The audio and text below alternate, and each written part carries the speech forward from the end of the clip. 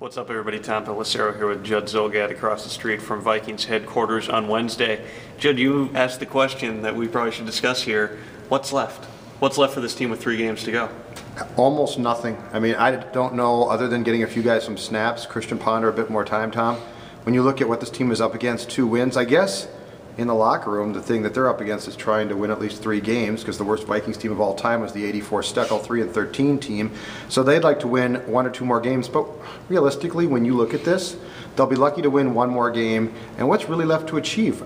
I don't even know at this point. No, and you see now you have a player faction that comes forward and talks Leslie into changing the practice schedule and changing the schedule of the day that they feel like they've been getting wiped out. A lot of teams did this. Childress did this much earlier in the year. I think Brett Favre was the driving force behind that. But it is interesting to see some of the dynamics, because really everyone's going through this for the first time. Players going through it with the coaching staff, everybody going through this whole thing. And as much as there's a lot of carryover in terms of both the players and the coaching staff, they're still trying to do this the first time as a group, and Frazier's still trying to put together his program at this point. Yeah, and I think the players went to Leslie a while back and said, can we switch our schedule? Can we practice earlier in the day, meet earlier in the day? The problem was players are at the facility till 4:30 or 5.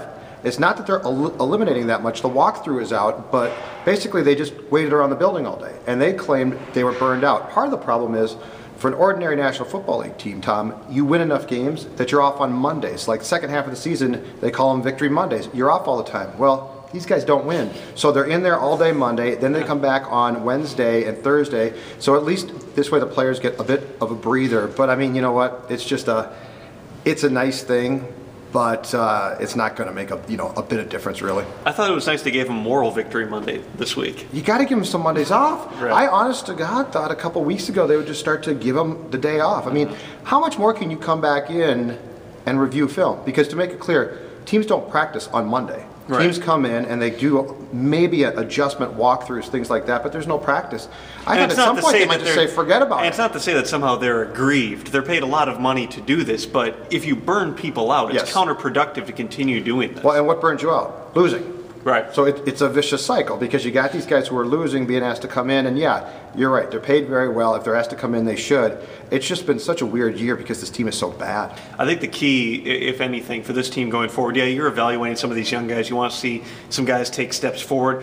Ultimately, they know what they want to do player-wise. They want to know what they want to do in terms of adjusting the coaching staff. The biggest thing to me is Christian Ponder, and watching him over these final 3 games here, because when you're turning the ball over at the rate that he has over the past few games and making some crucial mistakes in big situations, you can't have 3 more games of this. Not because somehow that's going to change their perception of the guy. I don't think it will. They still want Christian Ponder to be the franchise quarterback going forward. Right. But if you have 3 more rough games, it's going to be a lot weighing on Ponder's mind. He needs to take a step forward for himself here. And teammates too. Because the confidence that the receivers will have, and we don't know who's going to be back, but the confidence-wise that Percy Harvin, guys like that, will have in him is sort of going to be determined now, which is why I wouldn't have played Ponder last week. I would not have played him hurt. I think you set him up to fail in that game. And not even so much hurt, but the fact that he didn't have any practice the entire week. He was set up to fail in that game, and I know he needs to get experience, and I advocated that he should be in there, but he's got to be in there with full practice. It's too much to ask a rookie to step into the game like they did last week on the road,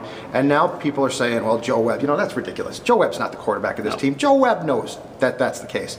But yeah, I mean, Ponder needs to get the confidence back of guys, but still, you look at it long term and say, all right, that shouldn't be that tough. And here's the problem too: if you're a Vikings fan, you don't want them to win. Right. You really don't. Get the higher draft pick. And that Chicago game could be a real problem. That could be a victory. They've continued to show a remarkable competence for being able to just make things interesting. They have. And Detroit, I mean, how about this team too? As bad as they are, that's the really weird thing. Other than getting blown out at Green Bay, at Chicago, right? They keep coming back. They're a team that's defined by horrible mistakes. Look at how they move the ball against Denver. Look at how they move the ball against Detroit. But if you turn the ball over 4 to 6 times a game, you're not going to win in the NFL. Over under 40 points for the Saints on Sunday. Over. I'll go over.